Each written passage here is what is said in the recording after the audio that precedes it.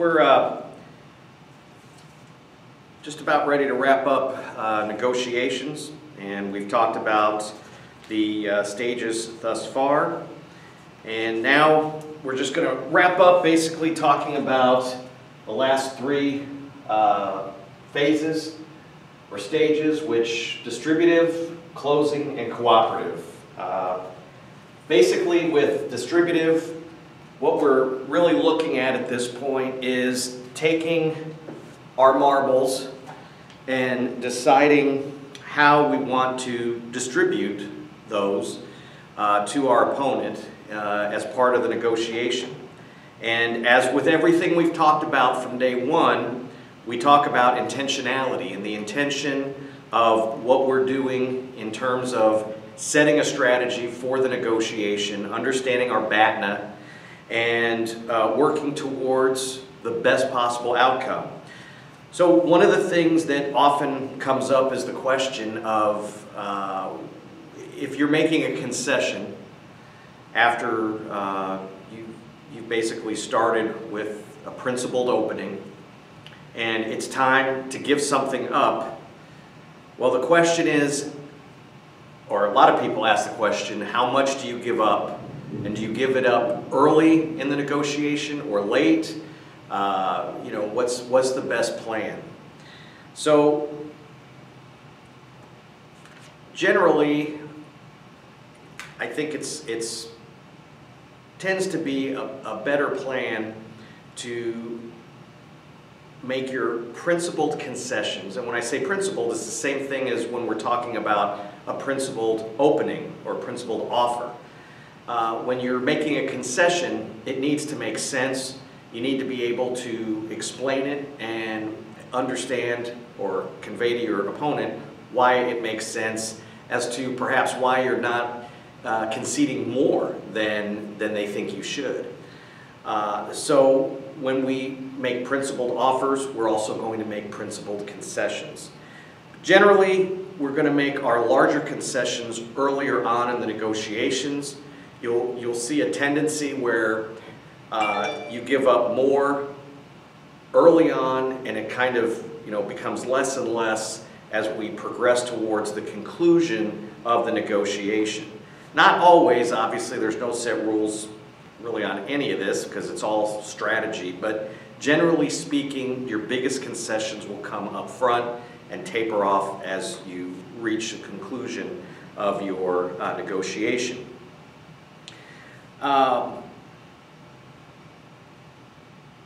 You do want to try to understand, and we talked about this from the very beginning, but you want to try to understand your opponent's position in terms of how he's going or she's going to set up concessions and what basis he or she will use to do that.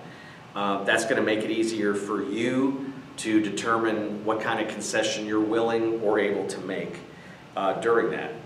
It's pretty basic when we talk about distributive stage, nothing particularly fancy or complicated there.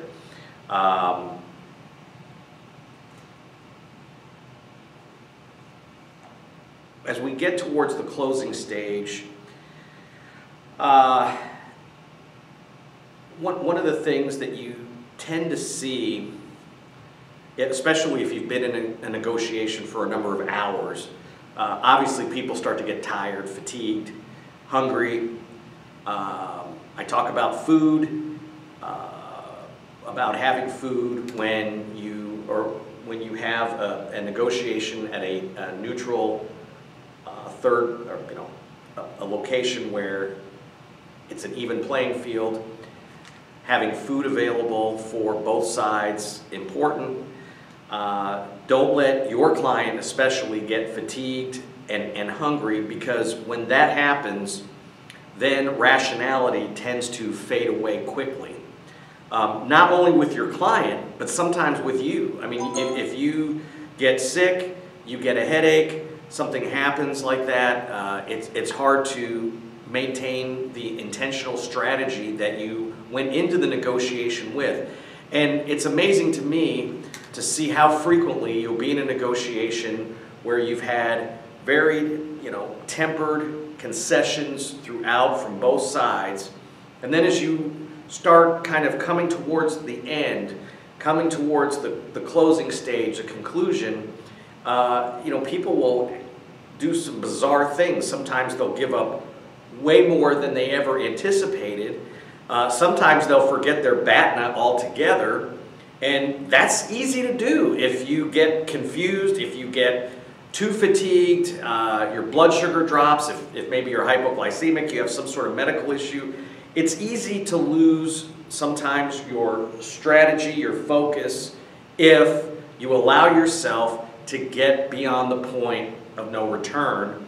And it's really difficult sometimes to maintain focus and strategy, particularly in regards to your BATNA. So that's a dangerous time after you've been, say, in a negotiation for 4 or 5 hours. The point after that, it's easy for people to start kind of going off the rails because they've allowed themselves to get distracted and physically uncomfortable. And physicality is really important when we're talking about negotiation. You know now from having seen the Amy Cuddy video about power poses and about the actual change that we can make to our own body's chemistry simply by the way we handle ourselves physically. So if we can do that, if we can actually alter our body's chemistry, our testosterone, our cortisol, then it makes sense that if we don't take care of ourselves and we let ourselves kind of slide off the cliff, we're going to have a problem. So physicality, extremely important. It's great to start off with a power pose when you start a negotiation, but you want to maintain a consistency. You want to maintain that level throughout. You don't want to just kind of get to that point where all of a sudden blood sugar drops and you're ravenous and you're ready to start eating, the papers from your file just to get something in your stomach, and now you forgot about your BATNA. What you're doing is you're conveying, sending signals to your opponent. If your opponent's smart, your opponent is watching this and trying to figure out what's going on. And that closing stage, while it seems like it should not be a big deal in terms of, well, I mean, we're almost there, but it's amazing what people will give up because it's a dangerous time, especially if you've been in a negotiation over a number of hours. Really critical. Sometimes take a break, go outside. If you're a smoker, smoke a cigarette. Don't prevent yourself from doing what you would normally do to maintain your sanity, because it's really important to keep everything focused at the ending phase of the negotiation. And by the same token, you are going to be watching your opponent. And if your opponent is conveying signals that he or she is uncomfortable, maybe is getting weary, fatigued, maybe, the next great episode of Matlock is going to be coming on, at 5 or 6 o'clock and they want to get home to see it, that's something for you to make a determination about, and perhaps you can use that to your advantage. So at the closing stage, you basically want to get to the point where you're bringing home the final aspects of the negotiation.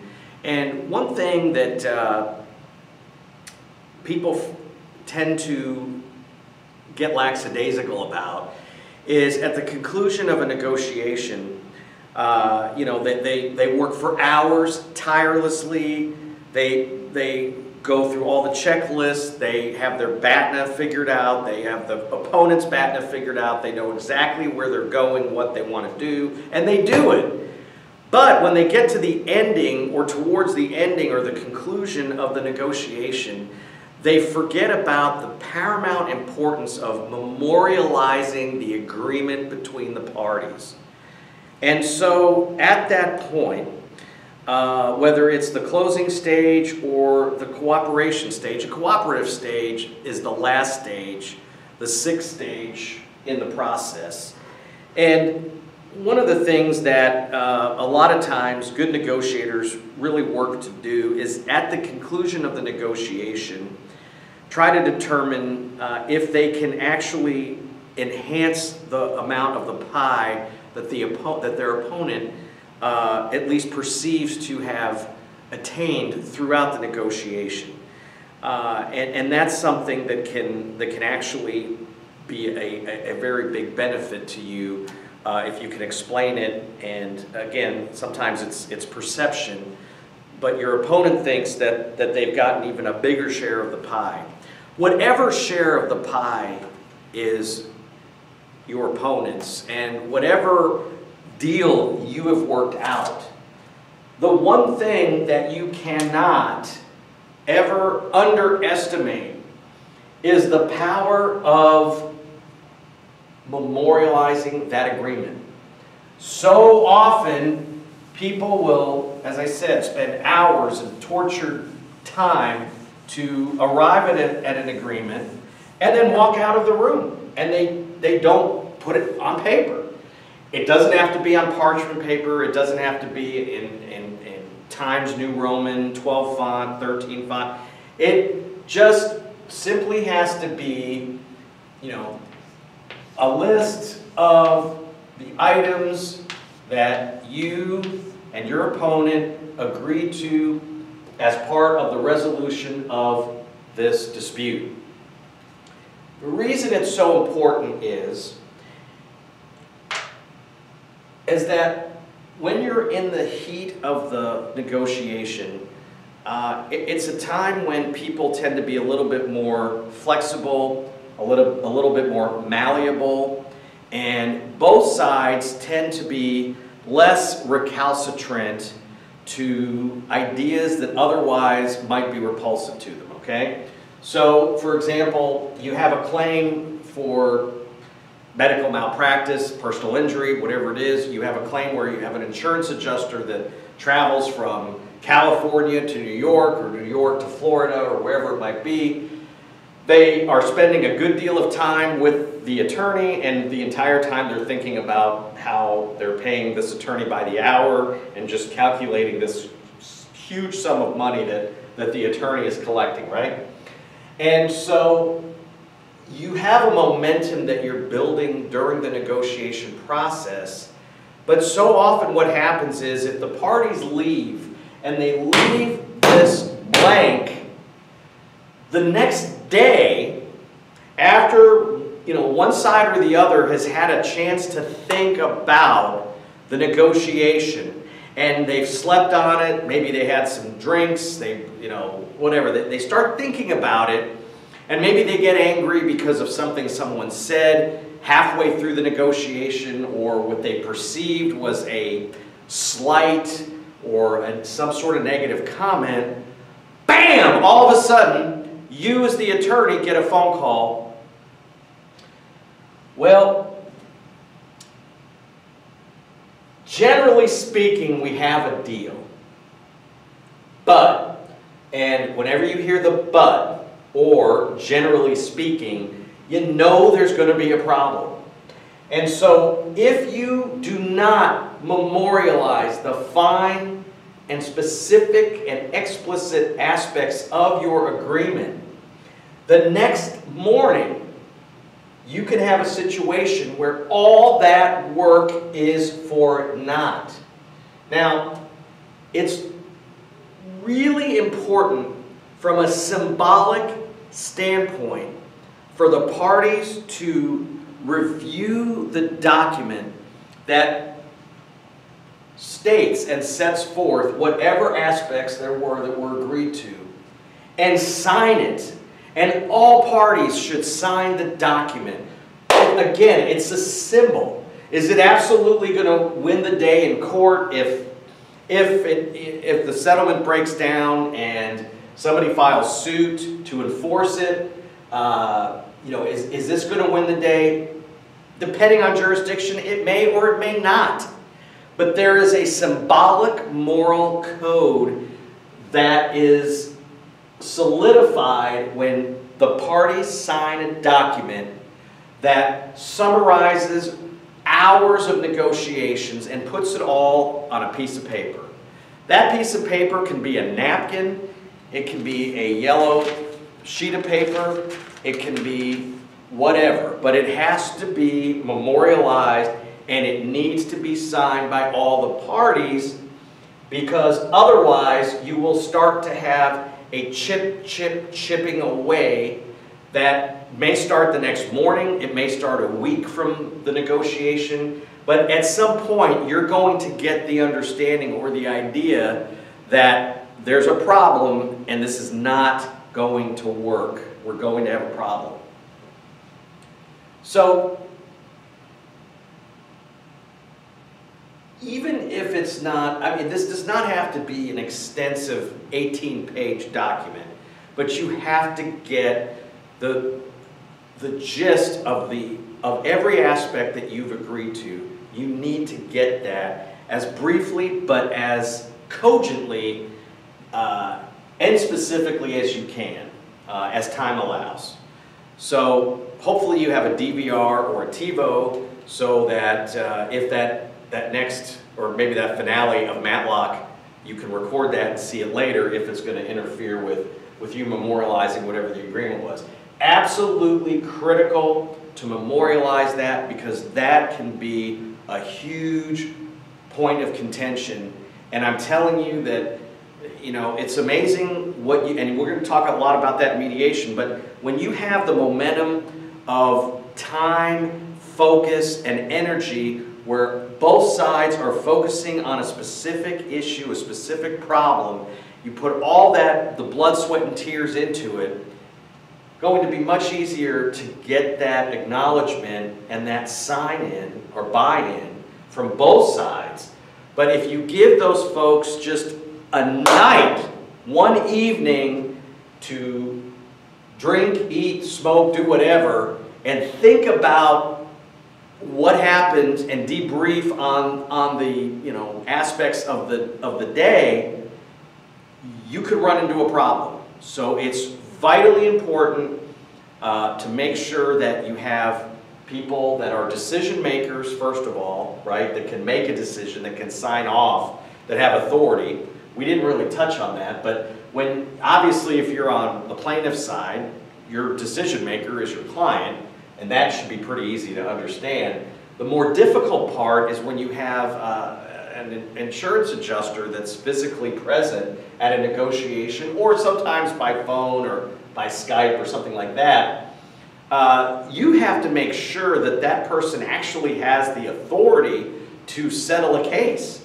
Because if not, you don't want to get in a position where you've spent hours working on a fantastic negotiation, you've preserved your BATNA, you've done better than that, you've exceeded your expectations, you've exceeded your client's expectations, and you get to the end, and you get to the point where you're an hour away from watching the finale of Matlock, but you realize that you have not memorialized what the agreement consists of. So you sit down, you put it all together, only to be told at the last second of the day that the other side's client does not have the authority to agree to these items.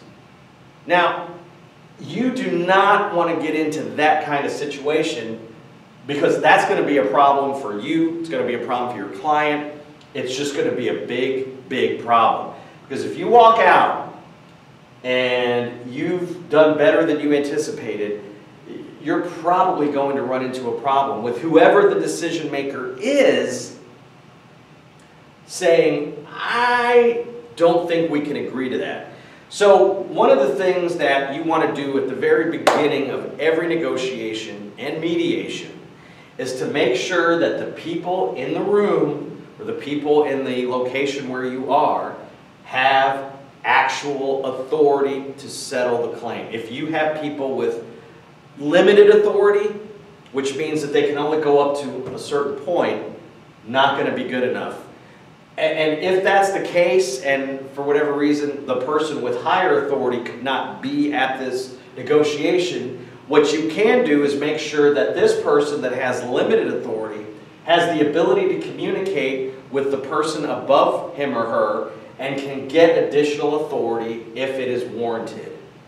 So you really, at the very front end of this, need to make sure that you understand who has decision-making authority, and if there is any limitation on that person in terms of providing authority, you need to deal with it quickly and make sure, and if there's a problem getting it, you might seriously want to consider changing the date or continuing the negotiation, because what value is there to spend hours and hours working on something only to get to a point where someone says, well, I'm sorry, but that's above my authority level. I can't provide that authority.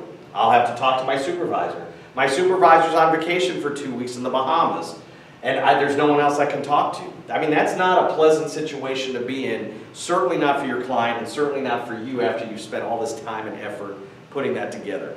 So, be very cautious and keep that in mind when you, before or as you begin, make sure that you have all the decision makers in place. Very critical to the process. So, I know we touched on it. I want to just go through quickly some, just talking about nonverbal communication.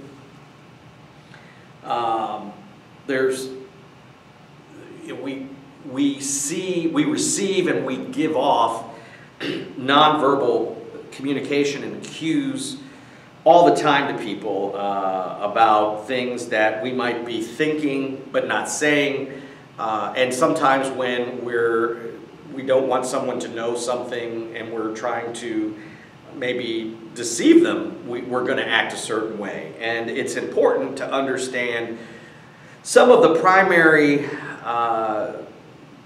nonverbal cues to be aware of in both scenarios. So let's look at cues that you might get from your opponent that would suggest the possibility of deception. And this is something I would write down some good notes on in terms of these specific things that you want to be aware of. Now, as with all things, these don't mean that someone is deceiving you or being deceptive 100% of the time, maybe in some cases not 10% of the time. However, there's a number of these things that if you think about, that I'm sure you've been around people that have displayed these and you can kind of follow along with what we're talking about. So one of the first things is an increase or decrease in statement excuse me, specificity. The idea is that when you tell the truth or the entirety of a story, that there really aren't a lot of details to be recalled. But when someone is perhaps providing a misrepresentation, there aren't actual details for them to recall, so they will oftentimes amplify or embellish details or just make up details because they don't have any information to provide. So sometimes someone who's saying a lot about something that seems like it should be a fairly short response or simple statement, they're telling you this whole story, it doesn't make sense why they're doing that. That might be an indication of possible deception. So an increase or decrease in statement specificity. Putting a hand over one's mouth, a lot of people have a problem saying something that's not correct, not true, whatever. And so if their conscience bothers them, typically it's an unconscious response where they're closing or covering their mouth because they don't really want to say the things that they're saying, but nevertheless they do. And it's literally an unconscious physical sign that they're giving you that, again, it's just something to be aware of. So when you've been asked to recall something in the past, something from memory, we know from statistically that when people try to recall prior circumstances, that people that are right-handed tend to look up to the left, and left-handed people tend to look up to the right. If they are truly recalling something legitimately. Now, if they're not, and they're either thinking about making something up or just providing a misrepresentation, you'll see a right-handed person look up to the right, and a left-handed person look up to the left. That's another definite sign. Narrowing, tightening of the margin of the lips. Again, it's sort of like covering of the mouth when you're saying something that's incorrect or just a misrepresentation. Oftentimes you'll see people tighten up their lips, almost like they're wanting to lock their mouth, right? It's the same kind of thing. Elevated voice pitch, something else that you might notice. Most of these signs are unconscious responses to the stress of deception. This is how people in government agencies can tell when someone is lying, or law enforcement can oftentimes tell just with simple things like this. Now, when people are nervous, or you may have a new lawyer that's negotiating for the first time with you, and they're just simply nervous, you might see some of these things that happen because of that, not because they're like trying to make an elaborate story up. But again, it's taking all things into consideration: a person's experience, their background, if you work with them before. When you start to see some of these physical signs, they're simply red flags for you to be aware of and to be cognizant of as you're trying to make a determination whether they're being straightforward or not throughout the process of negotiating. And this goes all the way through to the very end. I mean, this is something that you want to be aware of. And don't forget this, that one of the key reasons that it's important for you to maintain, that you eat, that you don't let yourself get over-fatigued or overstressed, is because these kinds of things can really ramp up if you allow yourself to get fatigued beyond a certain point where you're not able to even recognize that these things are happening in yourself. If you might be, puffing or involved in anything like that. So elevated voice pitch makes sense. I'm sure we've all seen situations like that. More deliberate or rapid speech, that's something else that you'll frequently see. People experiencing stress when they're lying might speak and probably will speak a little bit more rapidly. And also increased speech errors. So when people are trying to think of creating facts or information that really doesn't exist, that creates almost a distraction for them at times. And so they may start saying things like, okay, don't you think? It's like they're having a hard time communicating between their brain and their mouth, and so they end up with these strange speech patterns. Now, you may have somebody that just speaks like that regularly, and there's not much that you can do about that. Some people say okay all the time, all the time, whatever. There's not a whole lot you can do. But if you have somebody that you haven't noticed that, and then all of a sudden, during a certain phase of the negotiation or the mediation, you notice that's happening, that's probably a red flag to be aware of. Finally, a more frequent clearing of the throat. This is frequently overlooked as a pretty significant red flag.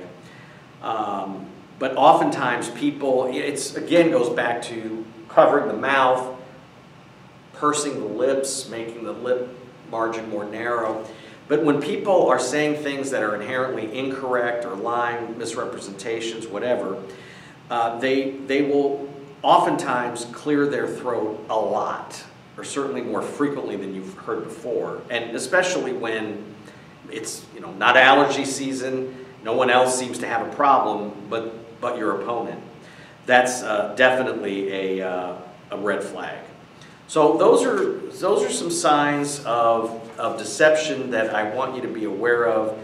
They're pretty basic. The thing about all the things that we talk about in terms of negotiations, all the stages that we're talking about, these nonverbal cues, all these things, When you talk about them on their face, it seems so ridiculously simple oftentimes. And yet, going back to the concept of the most frequent types of medical malpractice, it's always about the simplest errors. The most simple, stupid failure to follow rudimentary things that doctors learned in their first month in medical school. Well, it's no different with lawyers when they get cavalier and they start forgetting about the importance of looking at things like people's body language. Because again, if we take Amy Cuddy's thesis that you can change the very chemistry in your body and you can increase testosterone and decrease cortisol simply by the way you present yourself physically, why would we not recognize the power of the verbal and the nonverbal messaging that we get from people every day?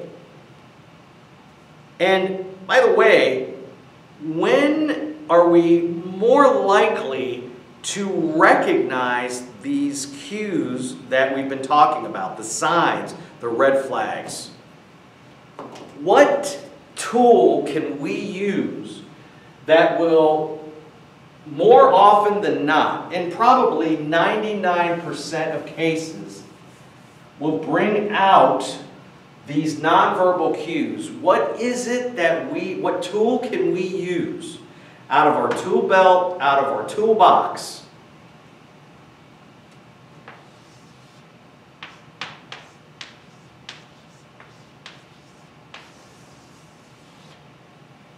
I cannot emphasize enough the importance of silence in regards to negotiations and the power that silence has as a tool to flesh out these red flags, these underlying signals that can be extremely powerful for us to understand and to use in terms of our client and in getting the best possible outcome in a negotiation.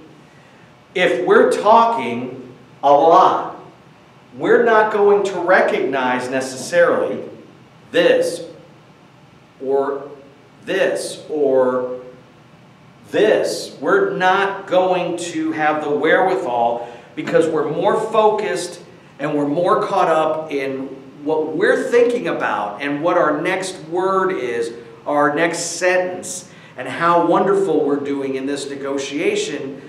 It's only when we stop the music, only when we stop the noise, can we actually then truly actively hear and understand what messages are coming to us by our opponent.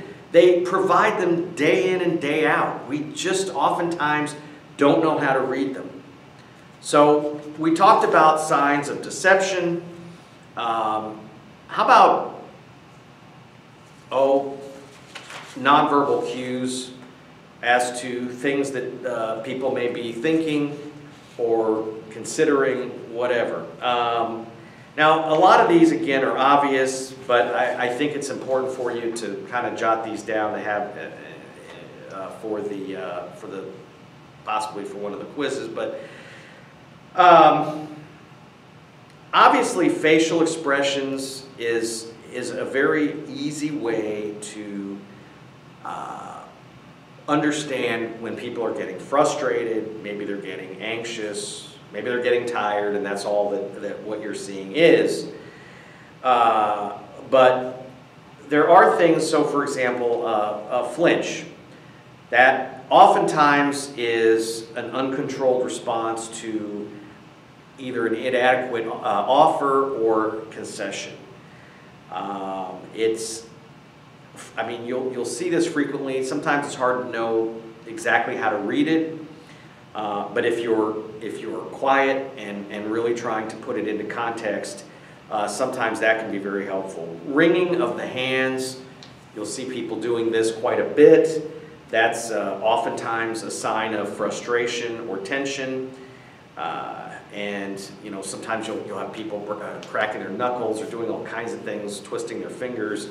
But it's definitely a way of them conveying tension and anxiety. Now that could simply be that they're anxious and frustrated because their client is not, things are not going smoothly on their end as far as trying to negotiate through whatever the problem is, and maybe a lot of times just having an issue with their own client. Tightly gripping armrests, if you have a chair with armrests, or drumming your fingers on or somebody drumming their fingers on the table. Again, that's frequently a sign of impatience, frustration, and you can tell when your opponent is doing that. There's just a high level of frustration, and certainly probably they don't feel that there's much progress occurring with the negotiation. Another one is biting lower lips, running fingers through the hair. Again, an indicator of stress and frustration. Eyes wandering, looking at a watch, constantly looking at clocks or things like that. That is a sign where your opponent may be getting bored or just not interested in the negotiations. And at that point, you might want to think about a strategy to get them back into the mix. When you see that, that's a sign that things aren't going well, and you don't want to let that fester. Opening mouth but not speaking oftentimes is an indicator of indecision. Your opponent may want to say something and may be contemplating a change in his or her position, but is not sure what to say or how to say it. And so, that's kind of akin to a deposition question, where you ask someone about something like, are you on any medication? And the answer is, well, not anymore.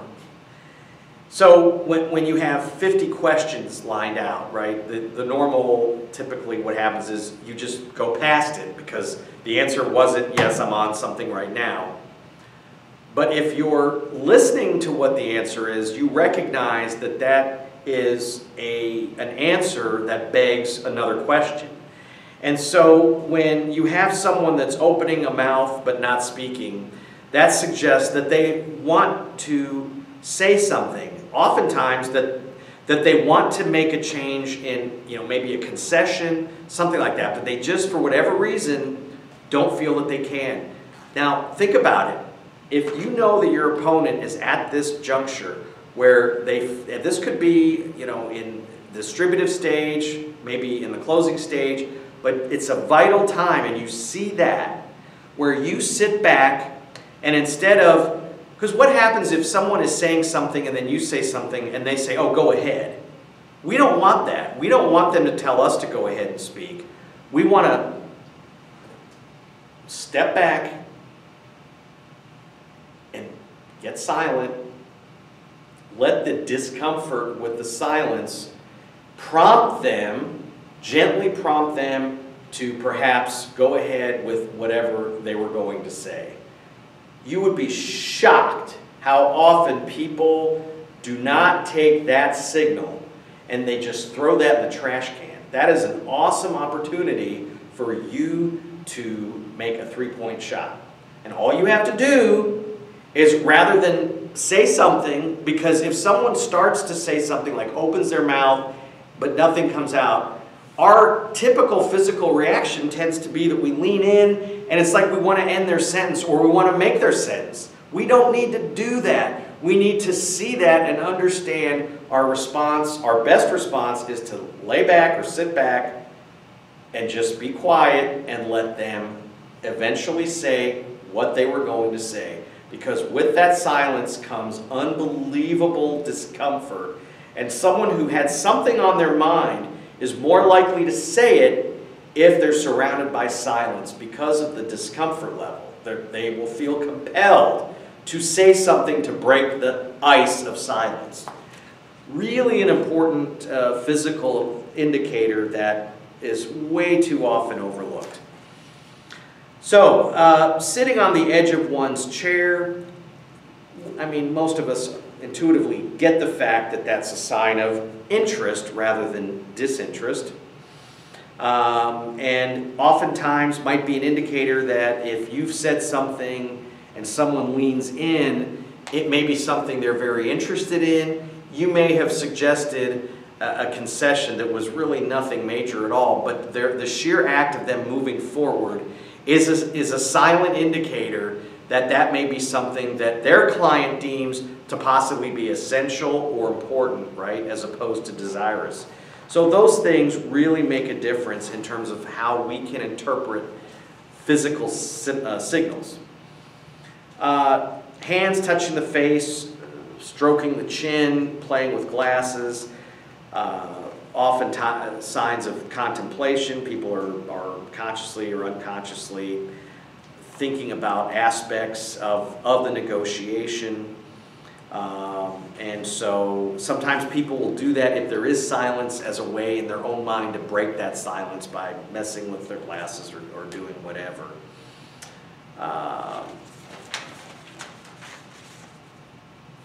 Leaning backwards with hands behind the head, right? Leaning back with hands behind the head. You see that a lot. Tend to see it with males a lot of the time. It's a sign of confidence. Sometimes it's an indication of being, contentedness.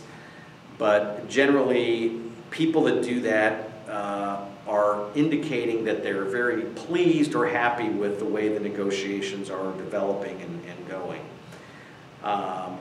When men are negotiating with women, it can frequently be a sign of domination. And when a female negotiator sees a male negotiator doing that, they should be cautious because it's obvious, silently obvious, that the opponent thinks that things are going his way. And so that may be a sign that maybe they need to think, the female negotiator needs to kind of lean back and think about the strategy that's being used.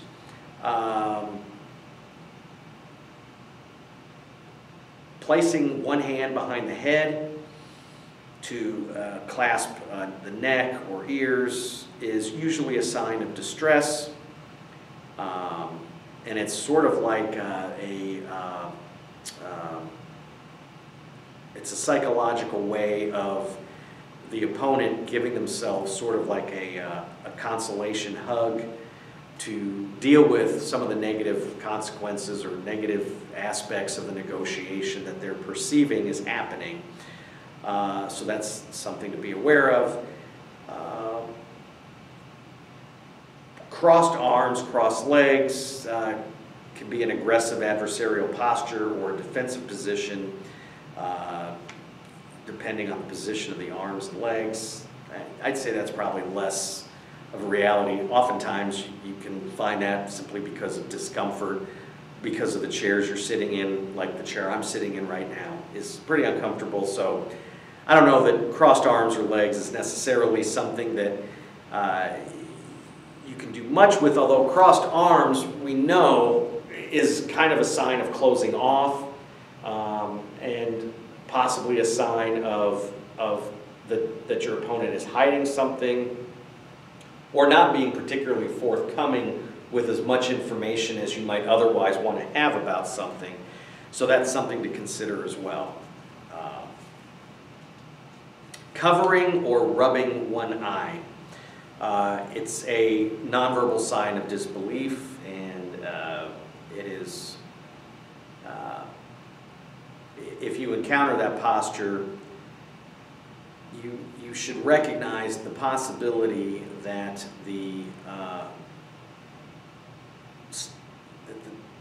that the statements being made in the negotiation are not being taken with a great deal of respect.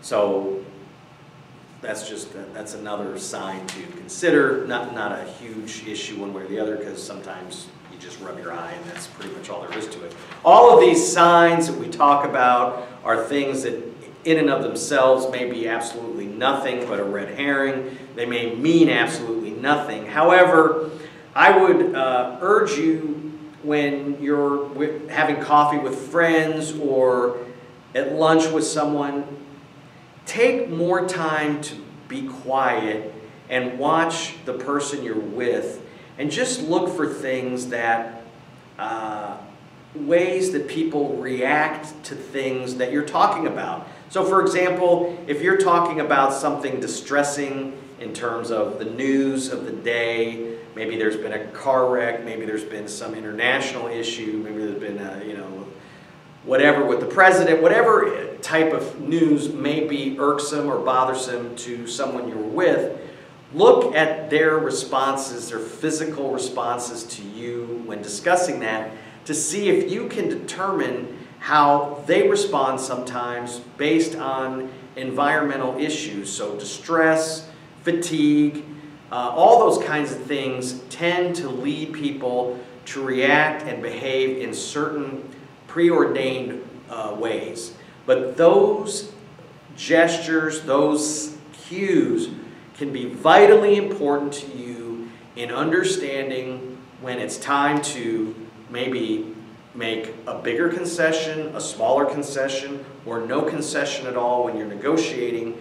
And it gives you a little bit of a roadmap, kind of like knowing whether the sun's rising in the east, going down in the west, whatever it is, helps you have a roadmap of how things are going through the negotiation. And when you have an opportunity to maybe swoop in and have a better outcome than you even originally expected, because you had the wherewithal and the cognizance of your surroundings to recognize signals, signs that we all give off every day, but you were aware enough from your training to say, I think that was more than just somebody rubbing their eye or just someone looking up to the right.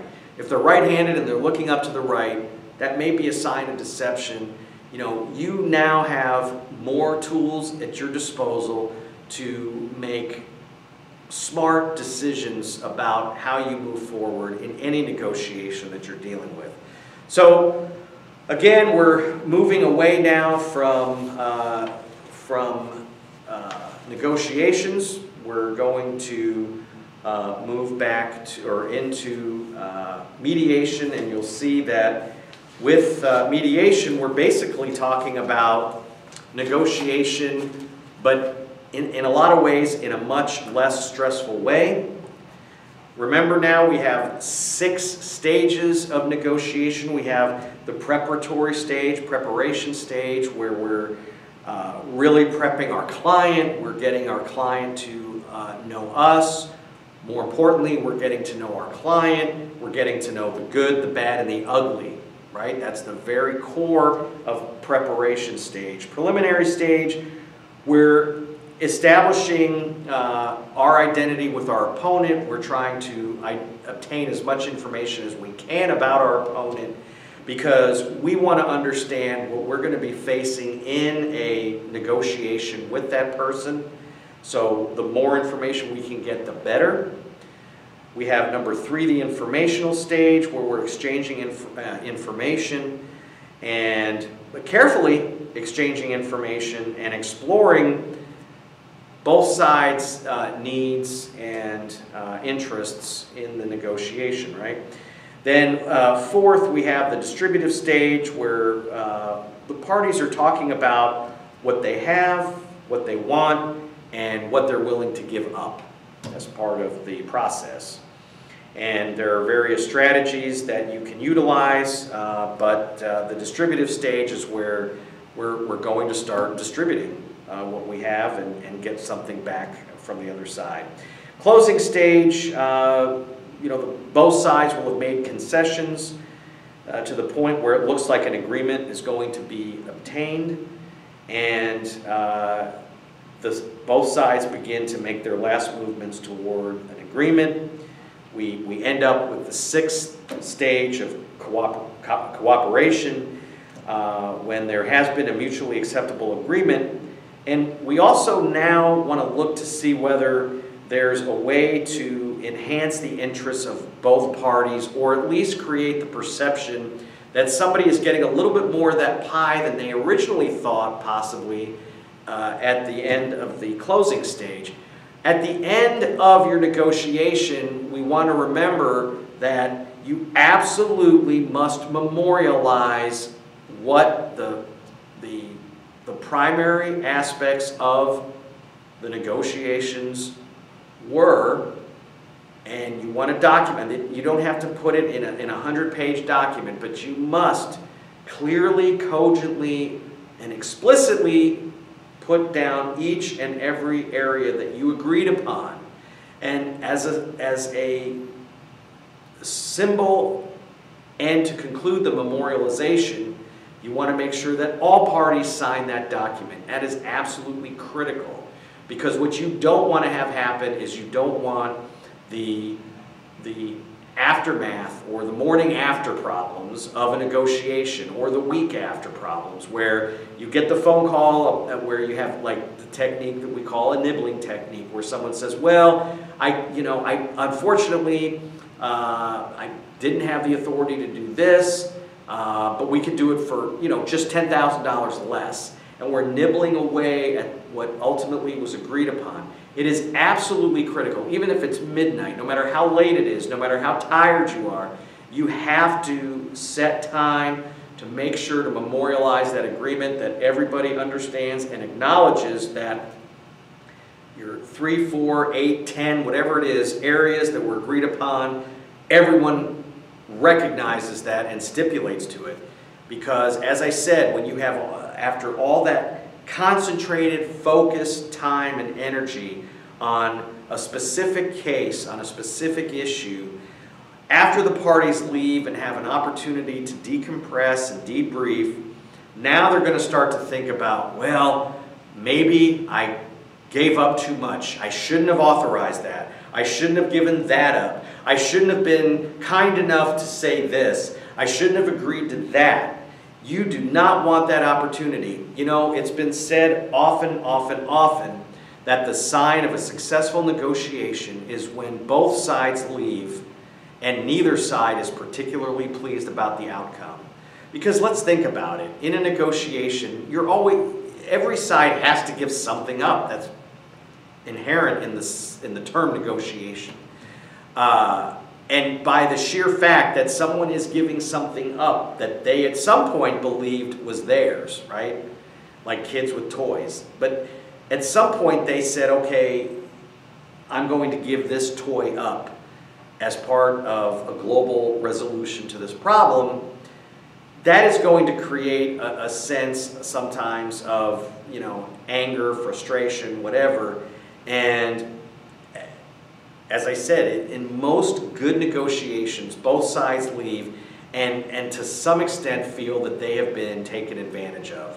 If you have one or both sides jumping up and down, jumping for joy, something probably went seriously wrong in the process. And I suspect that you could look at your BATNA, and if you're the one jumping up and down, or the other side's the one jumping up and down, somewhere something went wrong, and you're going to want to take an examination, much closer examination, and figure out where it went wrong.